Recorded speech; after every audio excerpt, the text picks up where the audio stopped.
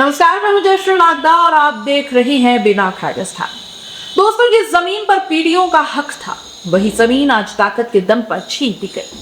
उदयपुर के पौष इलाके भुआना से सामने आई ये कहानी सिर्फ एक जमीन घोटाले की नहीं है।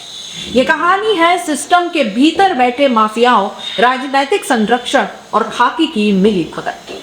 ये कहानी है एक आदिवासी परिवार की जिसे पहले करोड़ों की जमीन बेचने दी गई और फिर उसी जमीन को 12 लाख में डमी आदमी के नाम लिखवा दिया गया और जब पीड़ित न्याय मांगने गए तो उन्हें ही बना दिया गया आरोपी।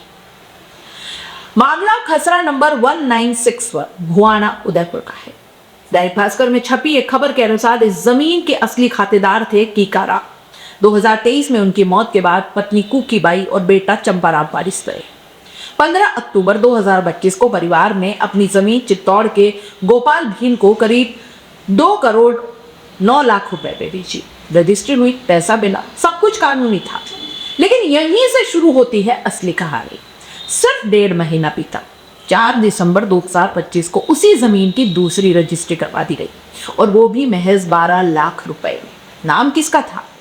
जैसलमेर निवासी गुमान रो, जिसे बताया जा रहा है नबिहार। आरोप है कि ये पूरी रजिस्ट्री करवाई गई भाजपा विधायक पुष्पेंद्र सिंह राणावत, जयपुर निवासी हेमंत शर्मा और पुलिस अधिकारियों की मिलीभगत से। पीड़ित परिवार का आरोप है कि जब तक वे दूसरी रजिस्ट्री के लिए राजी नहीं हुए, उन्हें सुखाड़िया यूनिवर्सिटी के गेस्ट हाउस में रखा गया, पुलिस का दबाव बनाया गया, जमीन सरकारी करने की धमकी भी दी गई, जेल भेजने की भी बात कही गई।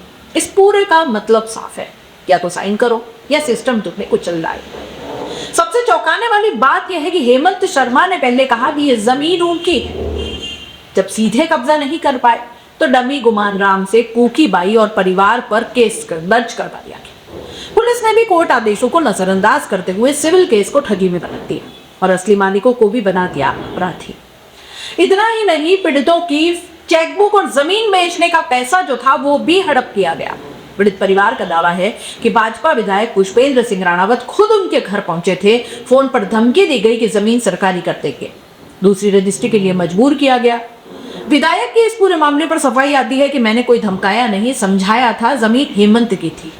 लेकिन सवाल तो यह है कि अगर जमीन हेमंत की थी तो पहली रजिस्ट्री गोपाल भील के नाम कैसे हो गई और दूसरी सिर्फ 12 लाख में कैसे हो गई और क्यों हो गई? हेमंत शर्मा को इस पूरे खेल का मास्टरमाइंड बताया जा रहा है।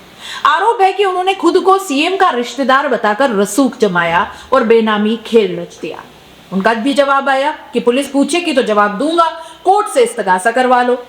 राजेश यादव जो कि जांच अधिकारी हैं, उन पर आरोप लगा कि पीड़ितों पर ही उन्होंने कार्रवाई कर दी। रविंद्र चारण एसएचओ सुखेर, उन पर आरोप लगा कि सिविल केस को क्रिमिनल बनाकर असली मालिकों को फंसाया गया। मतलब साफ है, खाकी और खादी दोनों एक ही पन्ने पर नजर आ रहे हैं। यह मामला सिर्फ एक आदिवासी परिवार की जमीन का नहीं है। यह सवाल है, क्या गरीब आदिवासी की जमीन सुरक्षित है? क्या नेता और अफसर मिलकर कानून को खरीद सकते हैं? क्या डमी आदमी बनाकर करोड़ों की संपत्ति हड़पी जा सकती है?